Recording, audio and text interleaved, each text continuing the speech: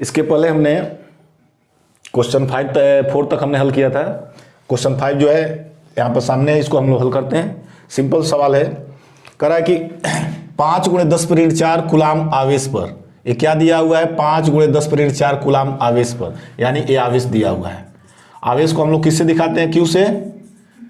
इसका मान दिया है 5 × 10⁻⁻⁴ कूलाम।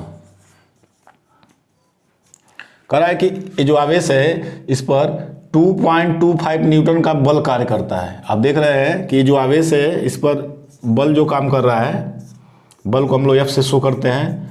ये दिया है 2.25 न्यूटन। तो कह रहा है कि उस बिंदु पर वैद्युत क्षेत्र की तीव्रता ज्ञात कीजिए। आप देख रहे हैं वैद्युत क्षेत्र की तीव्रता। तो आपको मालूम है कि वैद्युत क्षेत्र की तीव्रता को थ्योरी में हम लोगों ने पढ़ा था। वैद्युत क्षेत्र की तीव्रता को हम लोग कैपिटल ई से शो करते हैं और इसका वैल्यू पूछ रहा है। तो आप इसको रफ फिगर भी देख सकते हैं।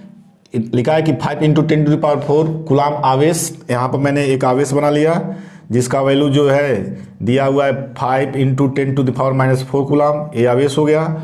और इस पर जो बल काम कर रहा है, इस पर जो बल कार्य कर रहा है उसका जो है वैल्यू दिया हुआ है 2.25। तो यहाँ पर जब भी किसी आवेश पर बल काम करेगा, इसका मतलब वैद्युत क्षेत्र की तीव्रता जो है वहाँ पर अप्लाई की जा रही है। तो वैद्युत क्षेत्र की तीव्रता आपको निकालना है। तो आपको मैंने एक फार्मूला बताया था, E = F/Q। इसको अगर हम लोग वेक्टर रूप में लिखना चाहें तो यहाँ पर E वेक्टर हो जाएगा क्योंकि इसकी दिशा होती है। ये भी जो है सदिश राशि, इसमें भी दिशा होती है। Q जो है आवेश है, ये अदिश राशि है, इसलिए इस पर हम वेक्टर नहीं लगाएंगे। तो इसी फार्मूले से E = F/Q।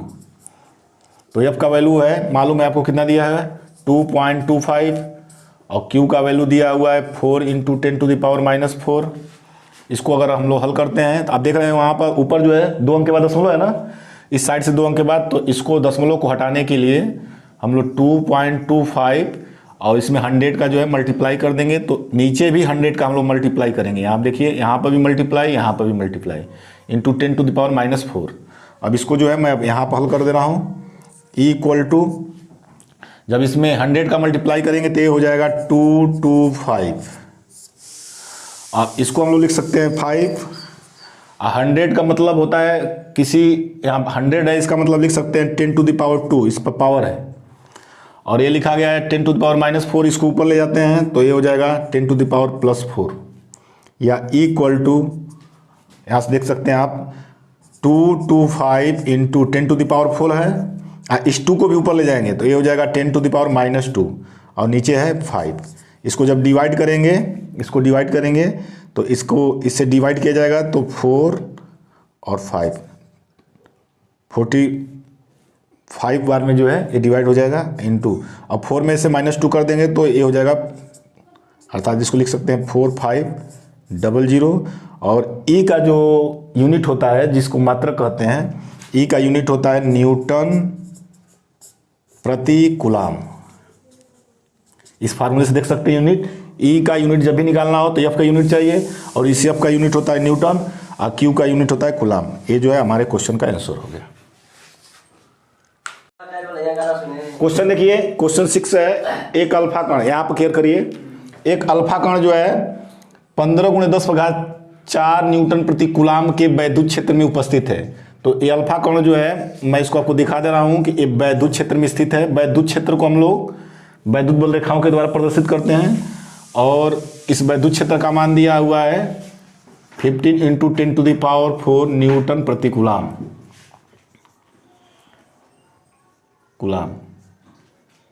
अब देखिए यहाँ पर कह रहा है कि उस पर लगे वैद्युत बल की गणना कीजिए। तो जब भी कोई आवेशित कण वैद्युत क्षेत्र में स्थित होता है तो इस पर एक बल लगता है जिसको हम लोग वैद्युत बल कहते हैं, और इस बल का मान हमको निकालना है। तो मैंने आपको फार्मूला बताया था E = F/Q। अब यहाँ से हम लोग F का मान जो है निकालना है, तो E = F/Q। अब इसको अगर वेक्टर रूप में लिखना चाहते हैं तो E पर भी वेक्टर लगा सकते हैं और F पर भी वेक्टर लगा सकते हैं। E = F/Q या E = F/Q, वेक्टर हटा दिया मैंने, केवल इसका मैग्नीट्यूड लिखा है। या इसको आगे से हम लोग लिख सकते हैं F = और इसका जो है इसमें जब क्रॉस मल्टीप्लिकेशन होगा तो ये हो जाएगा E इंटू क्यू। अब देखो यहाँ पर ध्यान दो, अल्फा कण पर जो आवेश होता है Q, तो इसको निकालने के लिए आपको मालूम है अल्फा कण का जो है, यहाँ पर जो अल्फा कण है इसका A होता है 2He4, इसका जो है प्रतीक होता है 2He4। तो इसमें आप देख रहे हैं He मतलब अल्फा कण में He में यहाँ पर जो 2 लिखा गया है इसी को इलेक्ट्रॉनों की संख्या बोला जाता है। तो Q इक्वल टू होता है Ne। तो इसमें जो है अल्फा कण में इलेक्ट्रॉनों की संख्या 2 है, यहाँ पर 2 हो गया, और E का मान जो है 1.6 गुणे 10⁻19 कूलाम, या इसको लिख सकते हैं 3.2 गुणे 10⁻19 कूलाम।